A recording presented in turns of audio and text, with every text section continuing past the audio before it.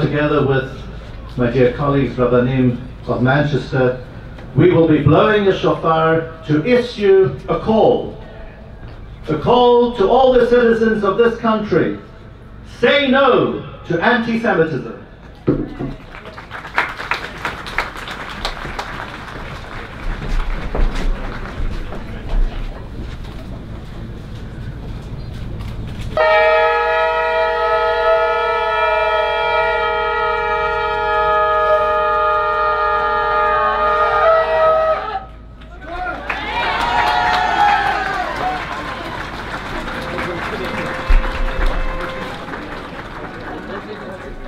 I would like to read to you the following quotes. Former Chief Rabbi Sachs is a far-right extremist who should be thrown in jail, and the fears of the Jewish community are a joke. Ted Dempsey, from the RMT trade union and a leading Labour Party activist. The Jews can falsify social media very easily. Some of these people in the Jewish community support Trump. They are Trump fanatics and all the rest of it. That was Peter Wilsman, a member of Labour's NEC. For almost all my adult life, I have had the utmost respect and empathy for the Jewish community and their historic suffering. No longer, due to what they and their Blairite plotters are doing to my party and the long-suffering people of Britain. That was Jim Sheridan, a former Labour MP and a current Labour councillor. My record is public. I called for and support the adoption of the full IHRA definition and all examples. Jeremy Corbyn, a message to you.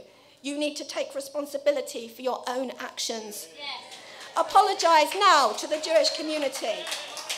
More than that, apologise to the country for what you have done. Your words have long ceased to be enough. I am absolutely appalled by the intimidation I see towards Labour MPs who speak out. MPs who speak out are threatened with deselection or abuse. MPs like Luciana Berger, Margaret Hodge, Ian Austin, Joan Ryan, Chuka Amuna. But there is something additional to that.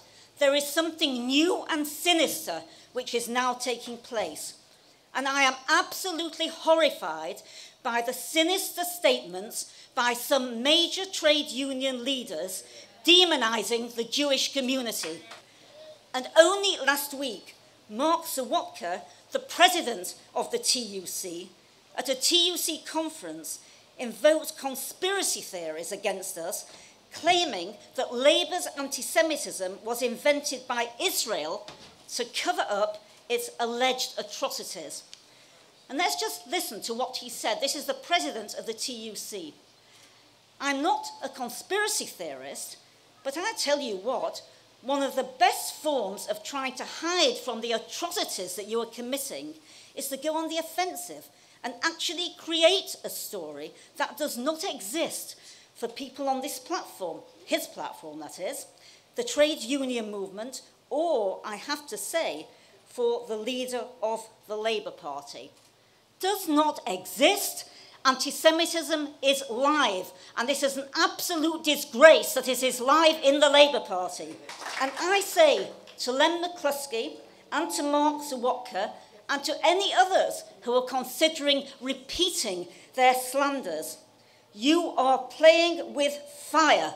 You would not dare treat any other minority of this country in this way. My heritage is who I am. It's my heritage that makes me determined to fight this new surge in Britain of anti-Semitism. I cannot and will never forget. I won't forget the last letter written by my grandmother to her son, my uncle, 9 days before she was taken from Vienna, shot and buried in a trench outside a concentration camp. In that censored letter, she twice wrote, "Don't completely forget me." I cannot and will never forget walking into the room in Auschwitz and seeing a battered suitcase with my uncle's initials on it. I cannot forget the words of my grandfather in his diary as he described crying when he visited for the last time his parents' grave, knowing he would never see that grave again as he was forced out of his home and his country. All of my past and my family's past is part of what I am today. So I was taken aback after Corbyn became Labour's leader when I started to receive just vile, racist, abusive tweets, emails, Facebook messages and letters. In the 2010 general election, I had fought and resoundingly defeated the fascist Nick Griffin, leader of the BNP in Barking.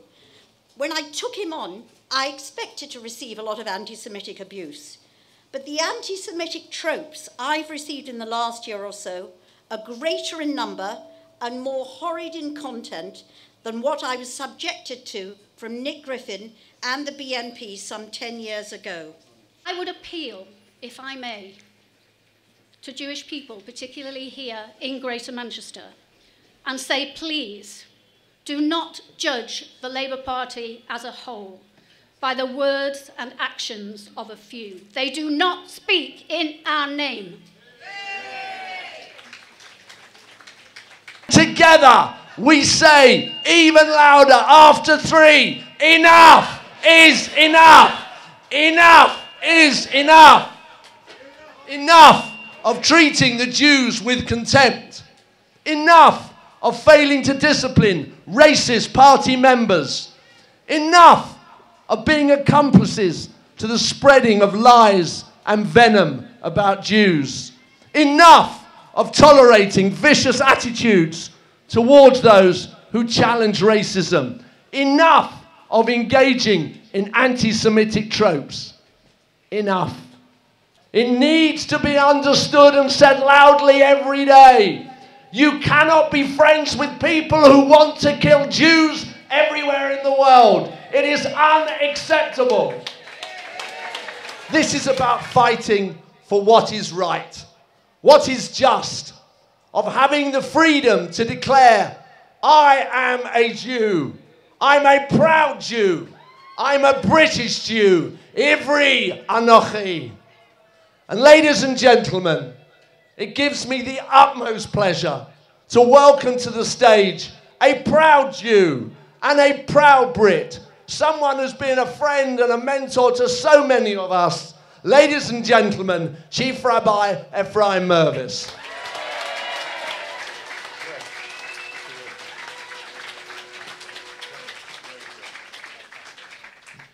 We're currently in Aseret Yemei Tshuva, the 10 days of penitence, the holiest days on our calendar, a time when we're called upon to engage in teshuvah, penitence. And teshuvah, of course, literally means return. Why return? The best way to understand this concept is within the world of art. Let's take, for example, a great sculpture like Michelangelo's David. What was Michelangelo's greatness?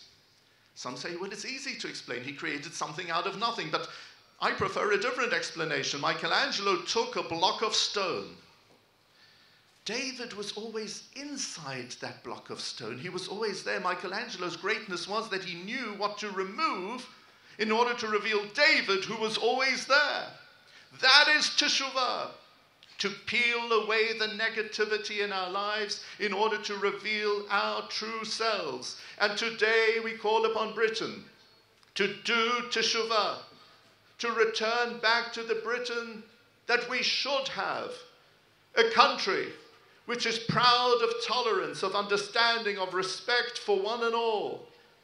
And most of all, today we call upon the Labour Party and its leader, Jeremy Corbyn, to do teshuvah. The Rambam Maimonides identifies 4 key stages in the process of teshuvah. The first is to recognize where we've gone wrong. The second is to apologize. The third is to undertake never to do it again. And the fourth is to deliver, to actually change things for the better. Yes, we've heard from Labour Party leadership circles some sentiments, about recognition of where they've gone wrong on anti-Semitism. And yes, we have heard some mutterings of remorse. And yes, we have heard a lot about talk about what they're going to do. But the Rambam tells us that if you engage in all of the first three, but number 4 is absent, it's a total waste of time. It is a farce. And that is exactly what's been happening in the Labour Party. There is no delivering, no action.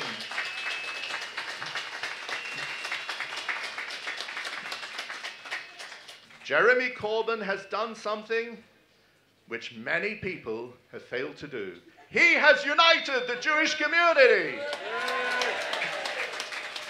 We stand as one with one clear voice, as Haredim, as modern Orthodox, as Reform, as Masorti, as secular, all of us as Jews. And we declare no to anti-Semitism and yes to a Britain of tolerance and respect.